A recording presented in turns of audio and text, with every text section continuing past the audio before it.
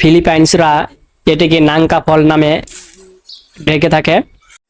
সালামু আলাইকুম প্রিয় ফেসবুক বন্ধুরা, আশা করছি সবাই ভালো আছেন। তো আমি আজকে আপনাদের মাঝে যে বিষয়টি নিয়ে কথা বলবো সে বিষয়টি হলো বাংলাদেশের জাতীয় ফল ও গ্রীষ্মকালীন ফল কাঁঠালকে নিয়ে।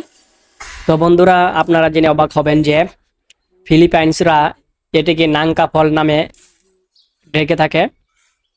তো বন্ধুরা, কাঁঠালের বৈজ্ঞানিক নাম হলো আর্টুকার্পাস হিটারুপিলাস। এটি পরিণত বয়সে 200টির বেশি ফল দেয়, যেখানে প্রাপ্তবয়স্ক গাছ 500টি পর্যন্ত ফল দেয়। কাঁঠাল ফল গ্রীষ্মমণ্ডলীয় নিম্নভূমির ফল এবং উচ্চভূমির ফল, যেখানে বৃষ্টির পানি জমে না সেখানে কাঁঠাল গাছ ভালো জন্মে। বীজ এবং কলমের মাধ্যমে কাঁঠালে গাছের বংশবৃদ্ধি ঘটে।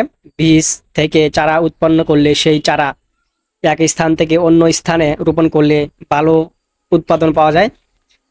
তো কাঁচা অবস্থায় কাঁঠাল রান্না করে খাওয়া যায়, কাঁঠালের সব অংশই ব্যবহার করা যায়।